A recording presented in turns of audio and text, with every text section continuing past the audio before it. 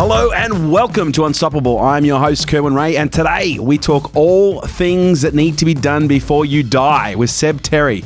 Seb Terry is the founder of 100 Things, which is a global philanthropic movement.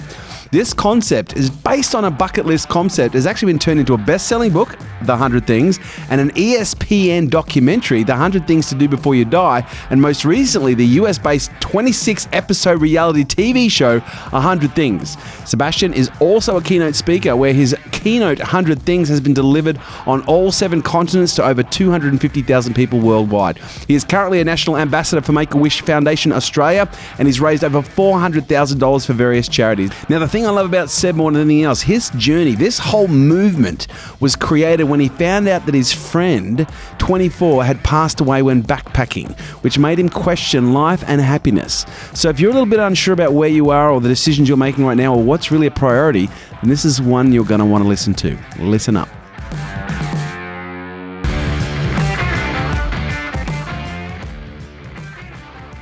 This episode is brought to you by Nail It and Scale It, the world's leading fast growth program for businesses. If you have ever wanted to grow your business faster than what you can right now, if you need to make more revenue, if you need more leads, if you need more clients, if you need to know how to plan your business in a strategic way in order to hit big goals, if you need to learn how to scale your business and grow your team and your business so that you have more freedom, then this program is for you. Imagine 3 days immersed with me where we cover all aspects of business, but we do it from an immersive but also an execution standpoint. We execute every step of the way. And we're looking at 5 key areas. We're looking at your psychology. We're looking at your marketing, your sales, your leadership, and we're looking at your planning and how we integrate these 5 key areas to grow your business and your brand quickly. So if you'd like to find out more information, kerwinray.com.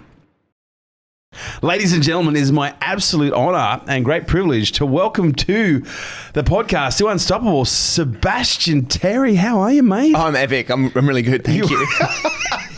He is epic, despite the fact he's got one eye hanging lower than the other. He's just done a 1.5k swim. I did. From Manly to Shelley Beach. He's in the middle of a cleanse with above ground vegetables only. Yeah. Because we don't trust anything that grows below the line. Suspicious. And yeah, mate, you've just got back from Ireland where apparently you were touring with Guinness. Yeah, I did. I had a couple of Guinness. I was actually there to do a talk. Right. And then afterwards I thought, well, why not stay? I've got a family over there, it seems. And so I was kind of exploring the family tree, which is on my list. Right. Yeah. So you climbed the family tree. I try. It's actually a long journey. It's a big tree. It's a big tree. So, but a week of like running around and just limbs or roots as well. No, I don't trust anything like you below the ground. So only above. But yeah, it was the Irish are friendly. Very friendly. Oh my God. It's all the Guinness. Right. They're drunk all the time. That's why they're so friendly. I actually broke up a fight on the last night. I was there. The weirdest thing. That is game. Isn't it? Yeah, that's game. Yeah, I mean, it's probably because I had a couple of Guinness. I thought I could. Seemed to work though. Yeah.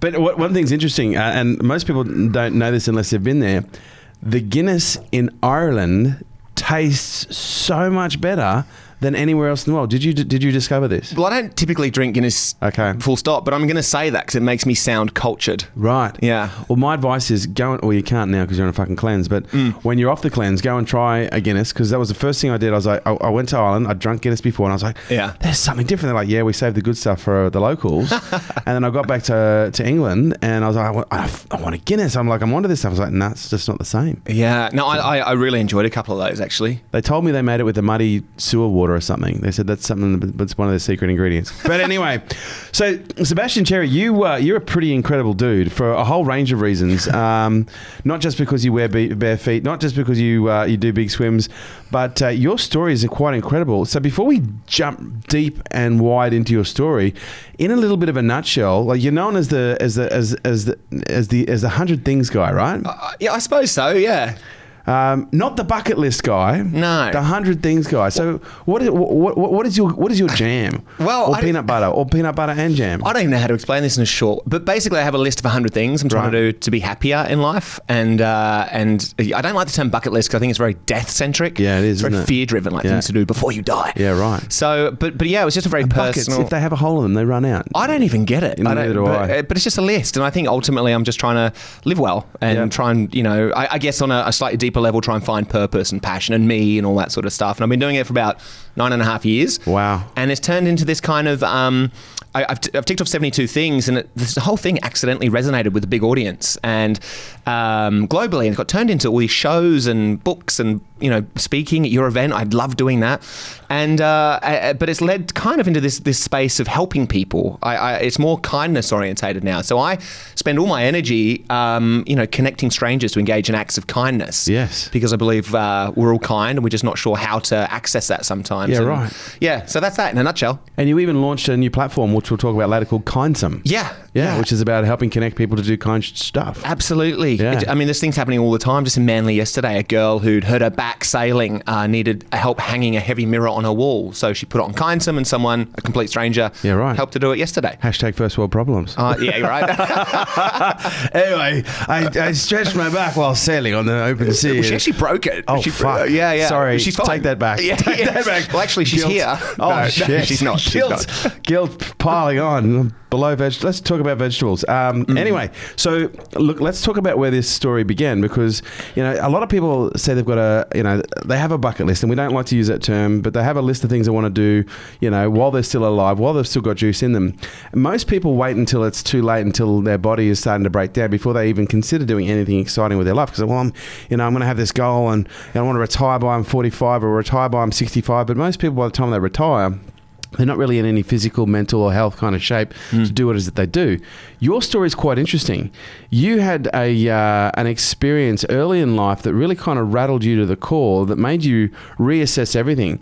So let's go back to the beginning of this journey. Like, what is it that made, because you're a smart guy, young, fit, healthy, very, very good looking guy. I'll take that. I've seen your girlfriends. But what is it that created this kind of desire to just, throw everything in there and go, you know what, I'm just going to do the things that I want to do. Yeah, it's funny. I mean, we do typically wait too late, and I see it every day, as I'm sure you do as well. And for me, everyone's got a different story. Unfortunately, it typically takes something of a darker nature for us to look at something lighter, let's say. For me, I finished high school, no idea what I wanted to do, told by my career advisor I should get a degree. So I got a degree, 3.5 years later, heaps of debt. I graduated and I was just... What was your degree?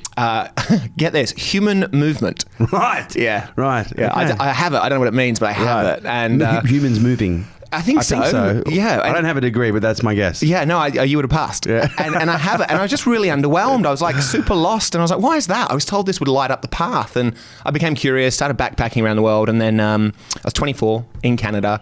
And I received a phone call late one night. And it was a good buddy of mine from Sydney. And he broke the news that one of my good mates growing up, a guy called Chris, had passed away overnight, very suddenly, very tragically. I'm so sorry to hear that. How old was he? He was 24. Right. We went to school together and surfed and had beers, and everyone knew Chris. He was loved in Avalon on the northern beaches. Is that right? Yeah, and for me, I guess those moments that was a dark moment, of course, for lots of people, and for me, it just made me kind of ask a lot of questions about life and what's important. And was he happy if he got to live again? If he had another 24 years, would he do the same things, or would he change everything? And I thought about it, and of course I never got to ask him, but I kind of reflected on my experience with Chris and just knowing what he was like, and I don't think he would have changed a thing if he was given another 24 years. He loved the beaches, he loved his mates, he just loved being him, basically. And I thought, well, that's a life far too short, but well lived. Congratulations, basically. And then I turned to myself the same question, and I thought, well, if I was to die today, could I look back and say the same stuff? If I died today, could I look back at my life, everything that's happened up until now, and be happy? And I looked at my life from a different perspective instantly, for the first time in my life, and I just realised instantly I was super unhappy. No idea who I was, didn't know my values, didn't know what I stood for, didn't know what really excited me. And that was that. And I just thought, I've got to change this. And I thought, well, if I want to prioritise happiness, which for me was the thing, because I felt very unhappy, how do I do that? So I just created a list of things that I thought might make me happy. Things that might make me smile, things that might make me grow more, experience the world in a different way, get out of my comfort zone. And that was my list of 100 things. And the little bit I can chuck in there also is that I put this list together. I then started a business because, again, I was like, well, I can't do the list. It doesn't make sense. No one does that. So I started this business, didn't make any money.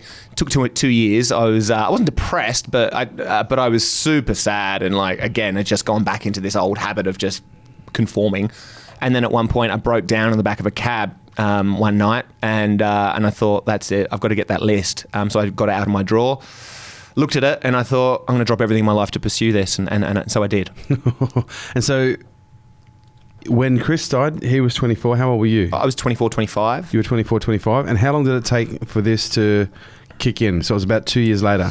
Yeah, it was. Well, I actually left on my 28th birthday. Yeah, right. So the beginning of the list was when I was sort of like 25, and then it took, another 3 years, the business thrown in the middle there type thing. I left on the 9th of June 2009, and now we're sort of almost 10 years on. Almost 10 years on. And I guess the question would be, like, you've taken massive risk. Like, you are quite nomadic in the way that you've approached this. Yeah. Do you consider yourself to be successful in life? Not in, and then again, I want to kind of throw out the book of comparison of how we look at success. I'm curious to know from your perspective, do you see yourself as someone who is living a successful life based on how you judge success? Yeah, well, I wouldn't change my life for $1 billion. So, that's my answer. Not even a billion. A billion. What about a million? Maybe a million. No, I wouldn't. I feel great. I sleep well. I sing in the shower, and I feel I'm purpose driven every day. Now, like, I can't tell you how excited I was to come in and talk to you. And I thankfully have that every single day. That's so cool. I'm flying to Melbourne after this to do a talk tomorrow morning to a real estate, and then I'm flying to Brisbane for another thing, and I just wouldn't change a thing. Yeah. And I'm so glad the journey's sort of outgrown this story of one man and his list. It's now about people globally, and I live in LA, and I can't wait to go back, and I'm back in Sydney for another talk in a couple of weeks, and I don't know. Yeah, it's a beautiful accident. There was never any design. And I feel great. Well, the reason I ask is, there was the happiness. There's been many happiness studies in positive psychology, but there's one statistic that really strikes me, and I talk about it a lot. And whereas they say people who are already happy are 78% more likely to experience success in their life versus people who chase happiness as a goal, which is kind of interesting because most people are going, well, once I do this, once I have the girl, once I have the car, the house, the business, the money, then I'll give myself permission to be happy. You kind of reverse the whole scenario and you went, you know what, I'm just going to fucking do what makes me happy. But as a result, you've created this incredibly epically successful life by anyone's standards based on your ability to do, experience, and have the things that most people dream of. It's so interesting you say that. I'm not like a stats person, but that makes sense to me. Yeah. What's interesting is a lot of people know me for... Well, just so you're clear, 98.4% of all statistics are made up on the spot. I did hear that too, yeah. I'm known for the person who has the 100 things. And the questions are, what was the most exciting? What was the funniest? What was the this, that, and the other? And what I've discovered is this journey's really got nothing to do with 100 things. It doesn't matter whether I do 100 things. And this is, I'm learning this retrospectively, but it's just a vehicle for me to kind of experience every day in a way that, again, I feel very purpose driven. And I think that ultimately what I've done is just sort of tried to find myself, not to sound too profound or anything. And I think for me, that's kind of, whether that's success or just being able to sing in the shower every day, happily, whatever the definition of success is, I've just sort of found myself and I'm learning to be myself every single day. Do you ever find yourself being grateful for Chris giving his life? Because sometimes people look back on, situations in their life and they have regret. They lose someone, they lose something, and they go, "Oh, geez, I wish I could go back in time and change that," because, it's just something that doesn't sit right with them. Whereas for others, they reach a point in life where they look back and they go, "Wow, I may have lost something, but I'm so grateful for what I got, and I actually wouldn't change a thing." So if you could go back to that moment and prevent Chris's tragedy from happening, would you do it? Yeah, I would, definitely. No, I definitely would. I'm not... I do understand where you're going with that. But no, I would have... everyone would much prefer Chris to be alive and here with us now. I think, though, the concept of death and loss and these darker moments in our lives, is, they're not often the things that define and... define us and the people affected by it. It's often our response, or it's only our response, and again, I'm not good with the stats or these analogies, but someone did tell me something the other day, which I quite liked, and there was twins, two of them, funnily enough. One was super successful, healthy, all the good things. The other was unsuccessful, unhealthy, blah, blah, blah.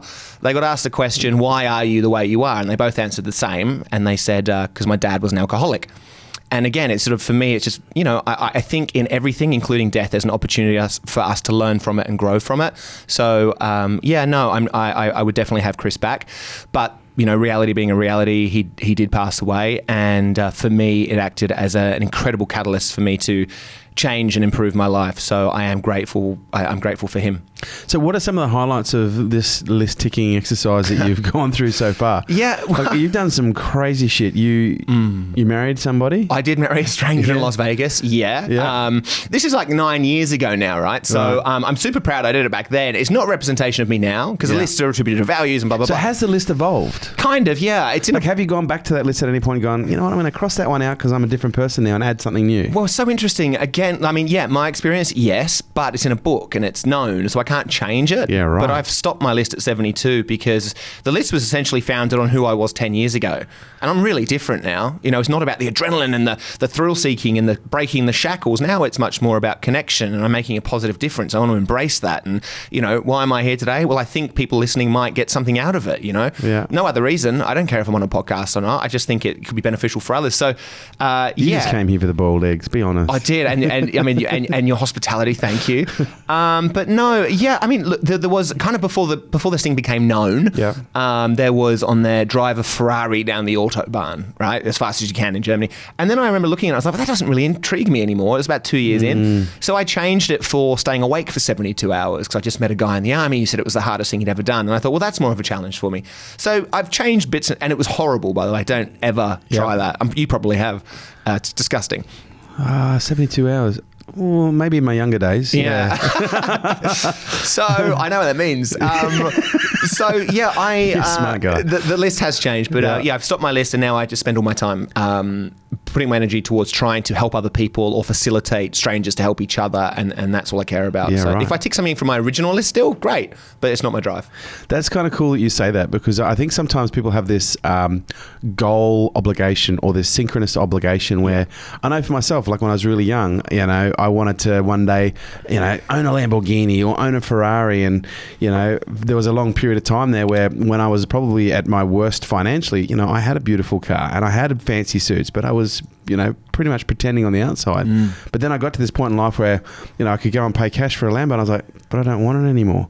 Do you think that sometimes happens for some people, but they feel obligated to, you know, to what they've written down? Completely. I mean, I don't have cash for a Lambo, but I Ubered here actually. So that was a bit of a wanky thing to say. We'll talk about it. No, but it's the truth, and I appreciate it. I think there's definitely a thing where we have, and it's a societal thing, and I see it all the time. I get emails about it all the time. Someone achieves a goal. Typically, it's a position within a business. Yep. It's having a car or a house, and they get there after years of striving towards it, and they feel really underwhelmed when they get there. Yeah. And I think what is common, at least, and it doesn't happen all the time, it's not the reason all the time, but I think one part of it is that person hasn't checked in with their values since starting their pursuit of that goal, and the values have changed over time, and so they get there, and although it resonated with their previous self, it doesn't with their current self, which is why I think it's always important to check in with your values. Do you think also there's a component of this that needs to be introspective? Because I think, you know, sometimes when we're chasing things that are on the outside, and again, I can relate to this, you know, when you constantly strive with the outside, you get those things and you're happy for a little while, but then you're miserable again. What is it that is different about your journey that is allowing you to light up the way that you do, that although you're doing things that are perhaps, you know, they might be seen externally, they're not material from what I've seen, they're very, very much not material. What is it about the things that you've pursued that fill you so full of juice? Such a good question. Well, I'm going to try and avoid using the word purpose again. No, please. I'd ask that question on purpose. Well, look, I think that I'm a very curious person, and I think the world around me is always changing, and I'm always changing. And so I'm curious about making sure that I'm still being me. Like, I'm just trying to be me all the time, and whether people like it or they don't like it or whatever, I don't care. And that's what keeps me, you know, waking up in the morning excited about stuff. Like, you know, years ago, I would wake up, I'd look at my list and go, okay, I want to walk across the country. Let's do it. And I'd go and do it. It was France, and it was an awesome journey, by the way. But now it's, you know, it's not that. It's right. I'm affecting people in a really good way, I hope. And, you know, at the moment we're trying to find a kidney donor for someone who needs a kidney in LA, and we're going to I think we're going to save her life. And that just drives me. So I kind of see the world like a child. I'm very naive, very curious. I also back myself now. It's something I've learned over time. Yeah. And I just know that I want to throw myself at all the things that, all the things that kind of excite me, because that's exciting. I don't want to throw myself at things that don't excite me. So you've married a stranger in Las Vegas. You've delivered a baby in Canada. You've represented the Mauritian national rugby team at the African Championships. You broke a Guinness World Record where you beat the record for crushing the most amount of raw eggs with your toes for 30 seconds. You crushed 24. Well done. Thank you so much. The previous record was 23. You didn't waste them. You made omelets afterwards. Fuck, that's awesome. Yeah. You walked across the country, France, which you just mentioned, and you kissed a celebrity, Sharon. I actually saw the video with Sharon Osbourne. Yeah. What I'm curious about with all of this, because I imagine with most of what you've done, for the most part, I'm hearing a sense of that there's a change in the wind, and maybe I'm wrong. That these lists, things on your list that you've pursued, they've been, quite spread out around the world, which has led to a very nomadic lifestyle. Yeah. But what I'm sensing now is I now live in LA. Like I get the sense that, although you are the 100 things guy, although you are the guy that just goes and does whatever he wants, are you starting to settle down now? It's so interesting. So I'm wearing this bracelet. It's called My Intent band. I don't know if you've ever heard about it. I haven't. It's these little rings, and then you get like a word put on there. Right. What's your word? Well, my word is home. Wow. Which is like obviously in line with your question. When did you put that on? I reckon I put this on 5 months ago. Yeah, right. And it was because I moved to LA 2 years ago, a year and a half, 2 years, and I didn't know where I belonged, because I am quite nomadic, right? I've been living in Sydney for years and years and years, but I'm always on the road, and I still am.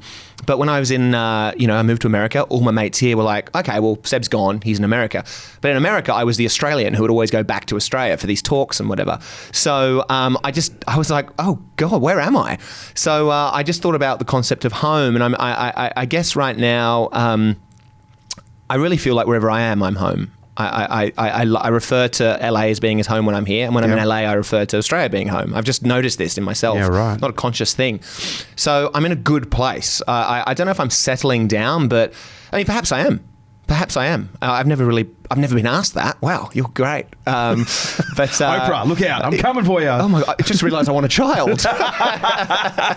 I've got one. He's 5. Trust me, best thing you'll ever do. I think so, though. Like, as I said before, it was all adventurous and outward looking, and let's go here and there. And I don't need to do that anymore. Although I do it now. I've in the last 2 weeks, I've been 7 cities around America speaking. Went to Iceland.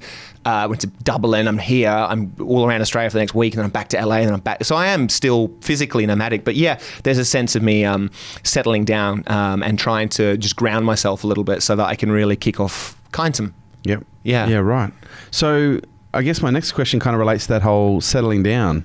Relationships, marriage, kids. How do you manage that kind of? Let's start with the relationships side of things. I would imagine with your sort of lifestyle, relationships would be hard to pin down. Completely. Yeah. I don't look. I've never until recently thought about it because if I met someone in LA, it's I'm here now, and I'll be here plenty more this year, and vice versa, here back to LA. So it's a tough one. I've got good friendships, that's great, which is also, of course, really important. But in terms of like girls, there's a pattern with me, and I meet lovely girls.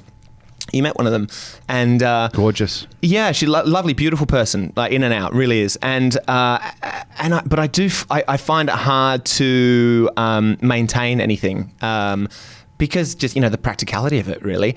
And what I'm realizing is that I am actually. I mean, this interview's gone a different way now, isn't it? But I am actually, I'm really intrigued by it. I really want connection. I think, at the end of the day, connections may be one of the most important things on the planet.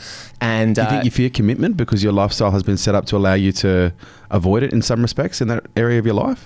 I don't think so. I don't. Like Oprah, I am coming for you. I'm just looking behind me to see if I have the couch to lie down on.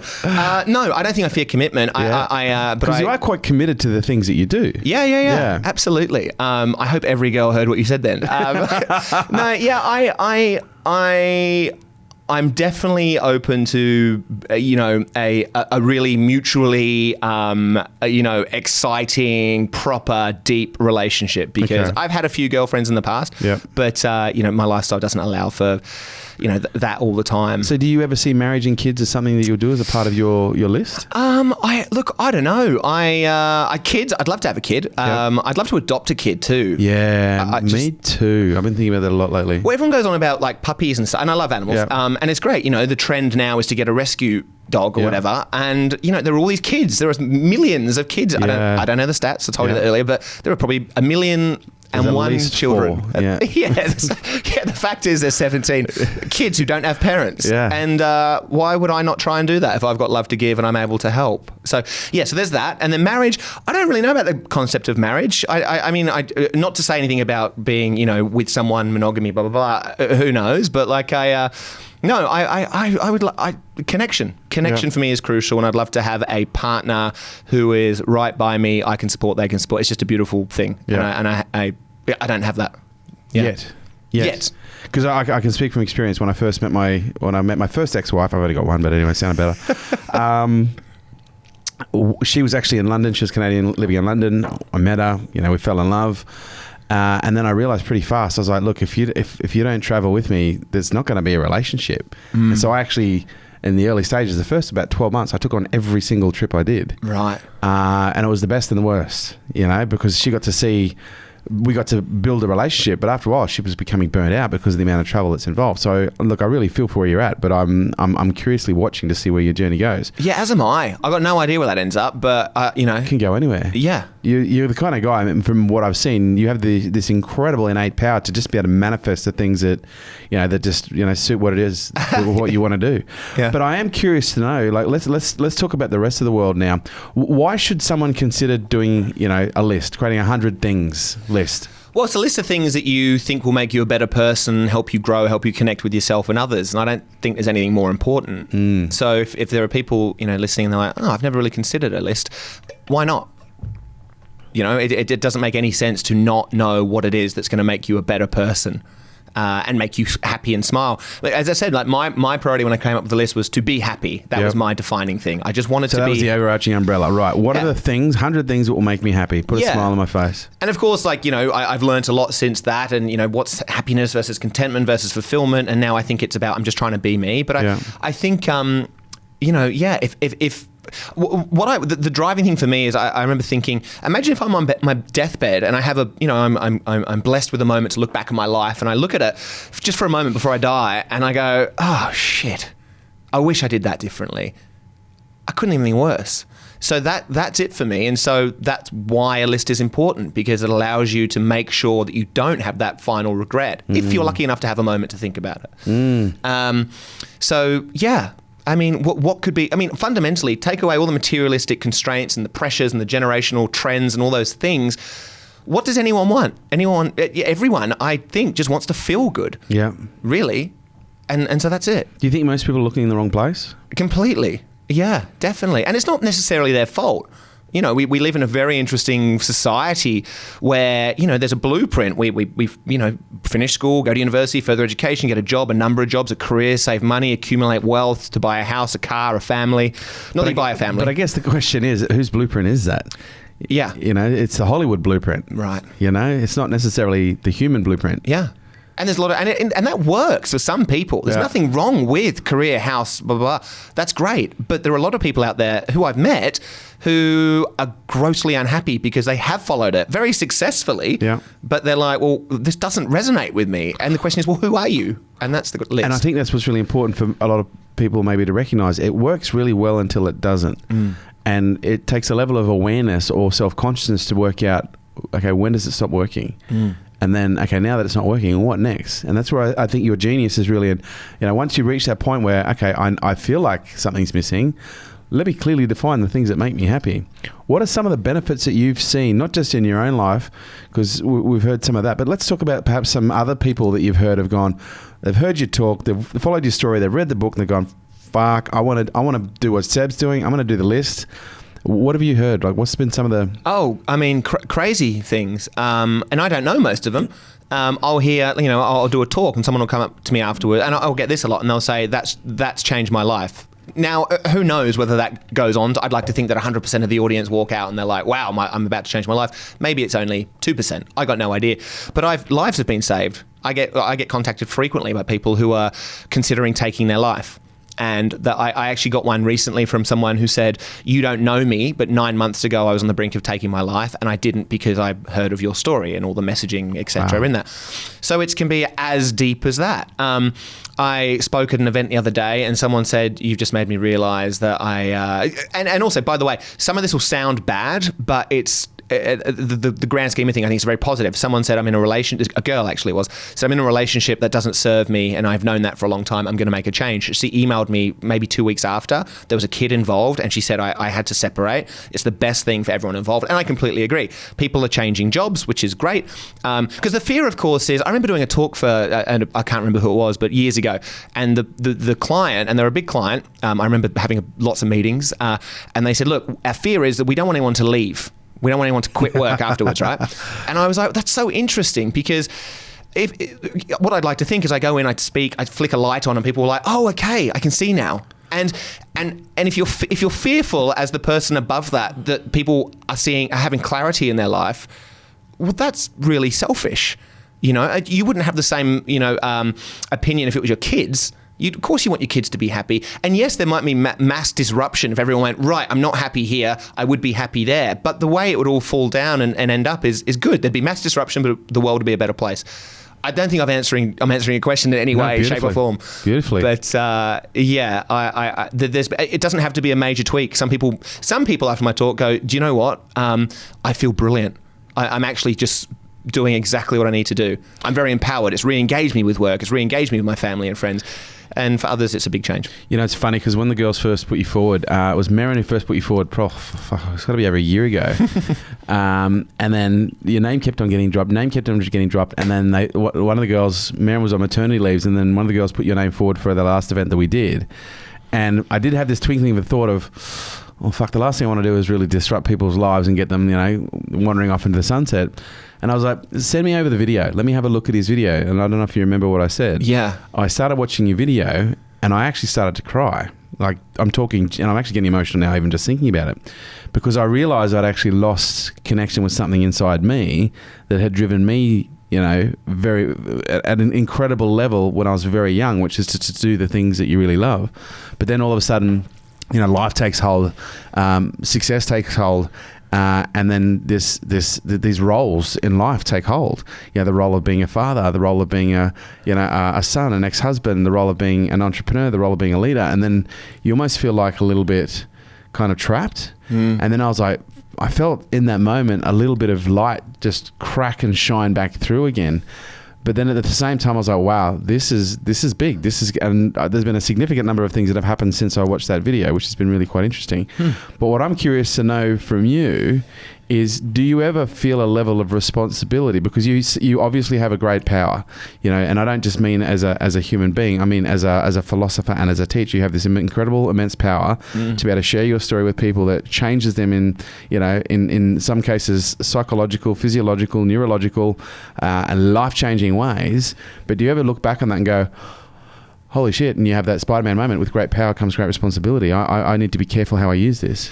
Yeah, I think there's, I don't claim to be the person who will change your life. I don't claim that I have You don't, but you are. Let's just be clear. Sure. You're not making the claim, but you are having that impact. Yeah, there's great impact for sure. But I try and do it in a way that empowers the individual to make their own choices, and they make it based not on an exciting 60-minute talk, but on a deeper searching of themselves. So they have, that's their safety net. Whatever change they decide to make in their life, it's because of them. They've realized it, so they're going to empower it. And so in that sense, I don't feel a sense of responsibility should it not work for them. Don't mean it that way. Let me clarify. To keep doing what you do. Oh no, I love it. Yeah, I mean, I feel like I do feel so. Yeah, okay. No, I wouldn't stop doing what I'm doing because I think it's really important. Is there a responsibility? Yep. And I'm very careful with how I word things. I'm very careful with what I do. Yeah. It's a good question. I haven't answered very well, but there is a sense of responsibility, but I think I do it in a measured way. Thankfully, I think I'm a pretty measured person, as well as being, you know, a little bit weird and crazy. But, you know, with that stuff, I take it really seriously, and I'm sharing my experience, and I think, you know, a lot of people see themselves in me somehow, you know, and so, you know, I just see us all part of like a team, I guess, in a way. So, you know. Are you a spiritual dude? I don't even know exactly. Religious? No. Atheist? God. Scientologist? Yes. Just keep going until I get there. Well, I live in Venice, by the way, in LA. Right. So, okay. I mean, I must be spiritual, because even just like a byproduct of sitting in a cafe there, you hear about, you know, earthing. I hear you become enlightened just drinking the fucking chai tea there. Yeah, you do. Yeah. There's a cafe there called Air One, and it is such a hot spot for interesting conversations. Really? I mean, every full moon, there's an intention party. Wow. I went to a channeling thing the other night. I mean, it's great. I love it. But you know, I'm equally like I think I'm justifiably critical or skeptical, but I'm also open-minded. Yep.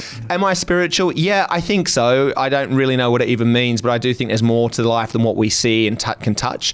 And I think there's an amazing amount of, like, I don't think there's anything like a coincidence. I don't think. Do you think you have some kind of a collaboration with a higher power that allows you to perhaps manifest, you know, certain things that you direct your mind towards? Yeah, I think so.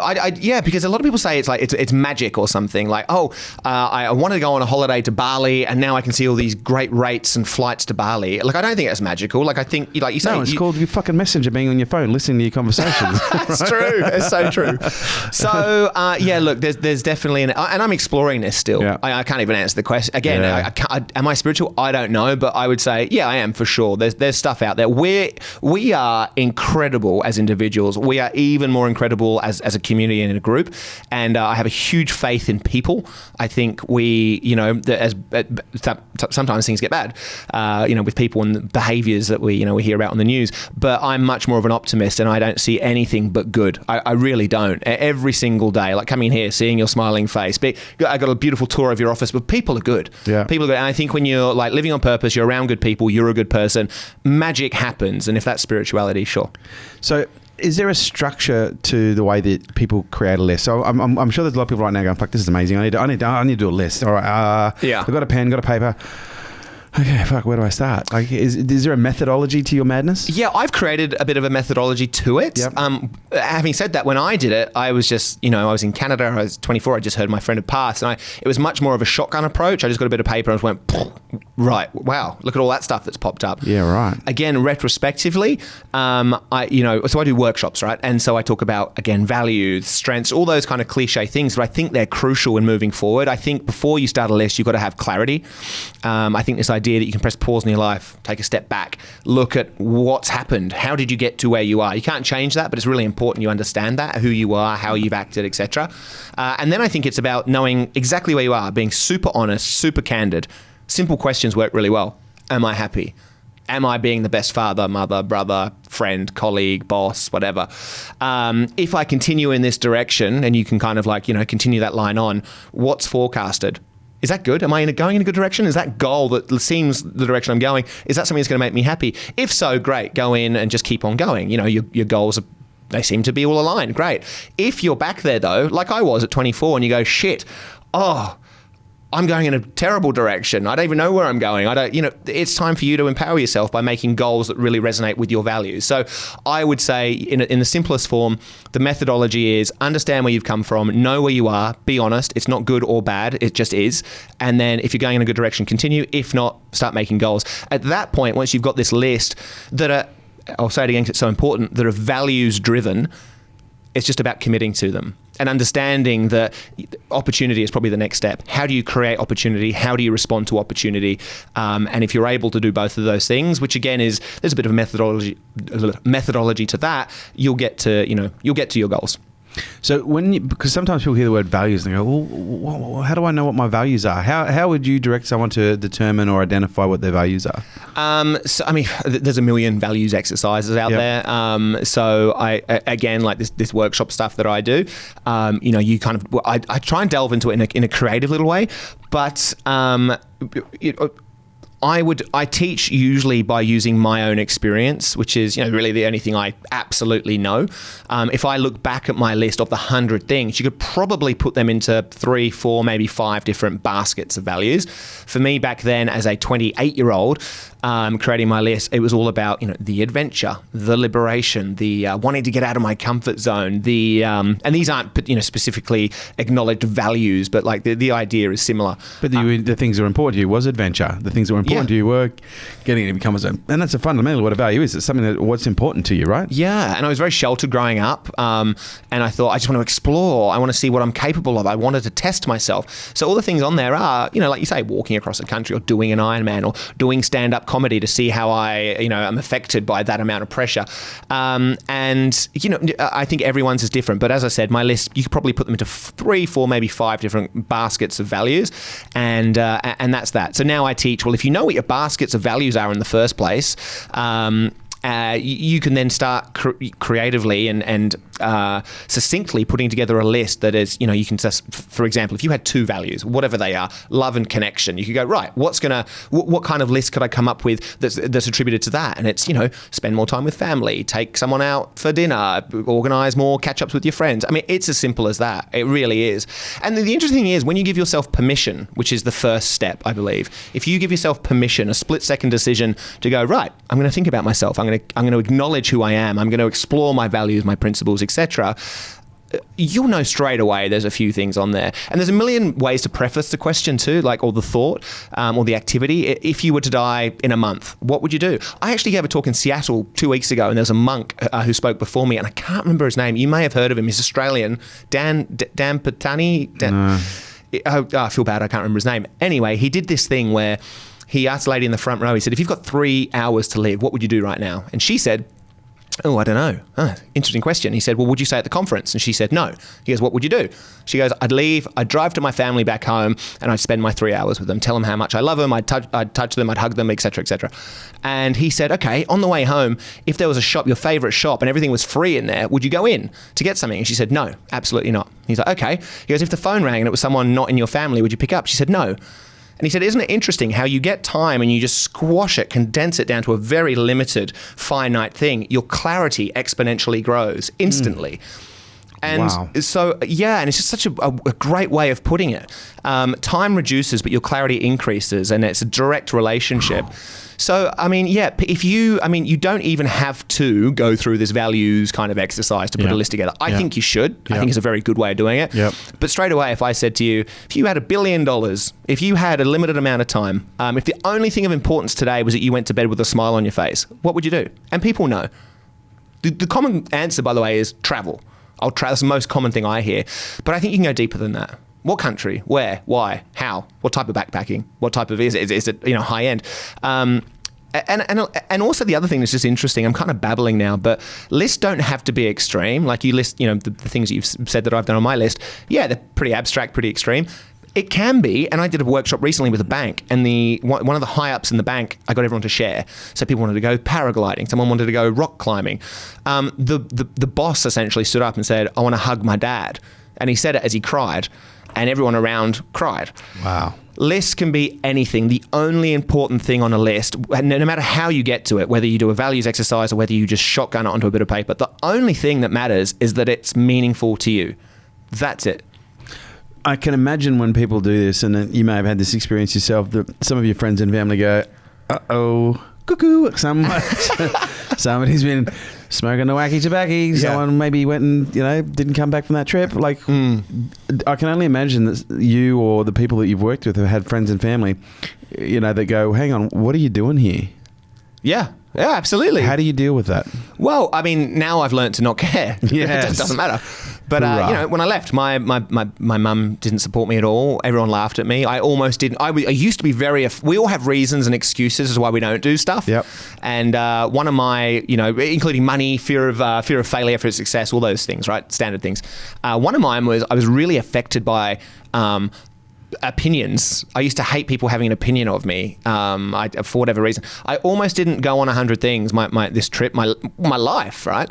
Because my best mate said to me 2 days before leaving, I was down at Woolloomooloo. He said, "What are you doing? That is stupid. It makes no sense. You're 28. You need to, be serious with your life type thing.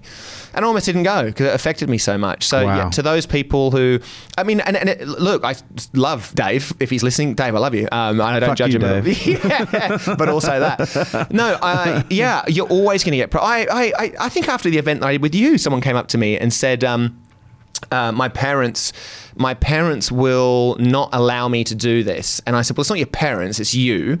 And don't be scared. Like, do it. At the end of the day, you die alone. Your parents probably won't be here. You've got to be happy. Like, you've got to be able to close your eyes at night and just go, I'm proud. I'm so happy I'm choosing to live this way. And if you have 1% of obligation, you're living through obligation or fear of upsetting or ruffling, that's wrong. And there's no other way to put it. You can sugarcoat it, and I could try and do that. But at the end of the day, to your point, I'm not going to sweat. Well, no. You can. Fuck them. Fuck them. Yeah. And it's true. And you can do it in a polite way. Exactly. Yeah. Like, fuck 'em. Yeah. Dude, you are like incredible. Before we wrap this up, Kindsome. Tell me about the origins, the genesis, and the future of Kindsome. What's it all about? How can we all help? Yeah, so it's my, I think it's my life's work. It's your legacy, right? Completely. Yeah. Number 26 on my list was to help a stranger. And I did that by helping a guy called Mark, who was in a wheelchair, complete a half marathon. So I pushed him. He asked me to push him. He had Lyme's disease, a really tragic story. We've become good friends. I've never felt as successful, maybe to go back to one of your first questions, as I did that day. I felt completely changed and instantly obsessed with helping. What was interesting about that race is that by the time we finished the race, there were more people helping than had begun. People want to help. We innately are wired to help each other out. That's the full circle of life. That's living a good life, I believe. After you've helped yourself with your own list, you've got to help others. And anyway, so I then started getting approached by a lot of people around the world who needed help. People in wheelchairs, people who are not in wheelchairs, people who are very poor, people who are very wealthy, people who lived in the middle of tiny towns, people who lived in the middle of huge cities. And I just found that I was making a huge difference to people. I stopped my list. I just traveled the world helping people. That was turned into a show and all that. Great stuff, very fun, kind of colourful stuff. But the problem was, even in the show, for every one person we were helping, 26 episodes, helped 26 people, it's glorified. Wow, how amazing. It's titled a reality show.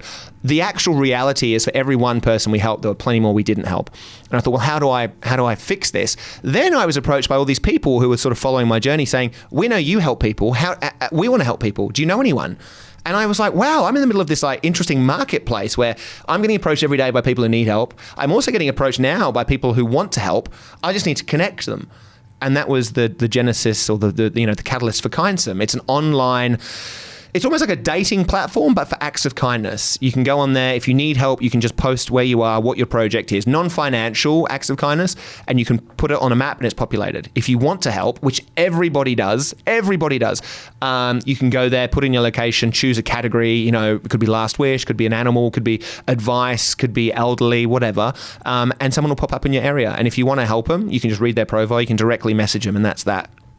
Kindsome, where is it? Kindsum, KINDSUM.com. That's where it's at right now. And I'm on Instagram and stuff too. Okay. It's very early. It's been a really interesting journey the last year and a half trying to get to where I am now. I got offered plenty of money, all this kind of stuff from investors, brands wanting to get on board, all the things.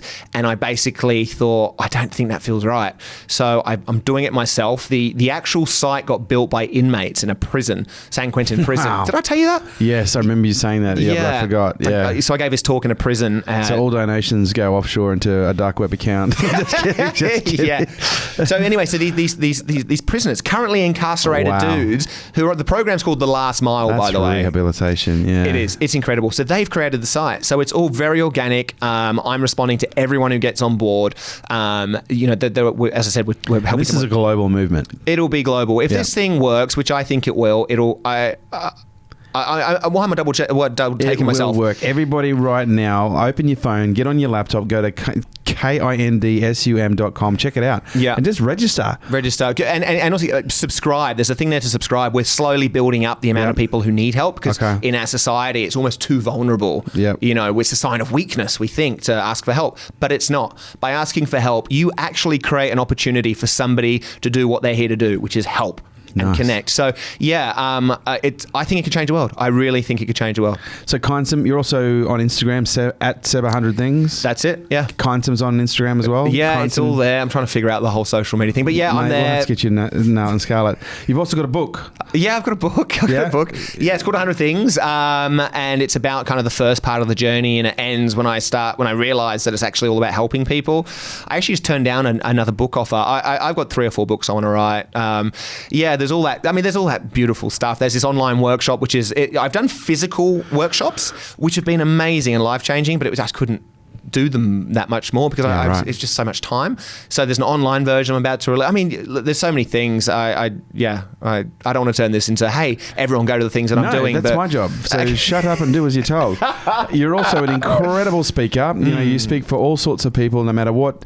And look, as someone who hired you and brought you in, and I obviously have no affiliation with this whatsoever. The only affiliation I have is you're a fucking good dude doing really bloody good stuff, and you're really inspiring. Like the way that you touched our community, because our community are entrepreneurial by virtue, all business owners, and most people go, well, what's the connection between, someone 100 things and entrepreneurialism? And the way that you touched our audience, mate, it was incredible. And the fact that no one pressed charges was even better. I should have kept my clothes on. But no, seriously, you're looking for a speaker, I can't recommend you enough.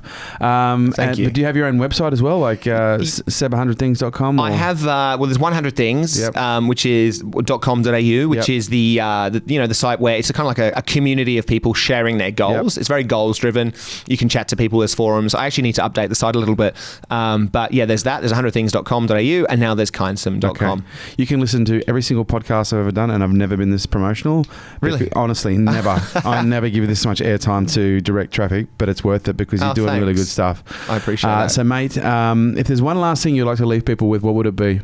Give yourself permission right now to consider your list. And to give yourself permission to live and find out who you are. If you're already on that journey, help someone else do the same. Brilliant. Seb, it's an absolute honour. I feel an honour and a privilege to have met you on my journey. Thank you. No, seriously. You're a really kind, bright, lit up soul. You're woken up, and I appreciate what you're doing for the world. So, mate, keep going. Kerwin, thanks, man. Thank you, brother. Appreciate you. Gotcha. That was fucking awesome. That was awesome? Oprah, I'm coming for you. That was really fun. That was This great. episode was brought to you by Nail It and Scale It, the world's leading fast growth program for business. There you have it, guys. Thanks for tuning in to Unstoppable with me, your host, Kerwin Ray. And do me a favor, don't forget to drop me a review on iTunes. Would love to hear what you think. I love reading what you guys have to say. And your reviews make sure we keep creating killer content just like this. If you want to stay up to date with me and all my movements, please jump onto the website, kerwinray.com. And also check us out on social media at Kerwin Ray.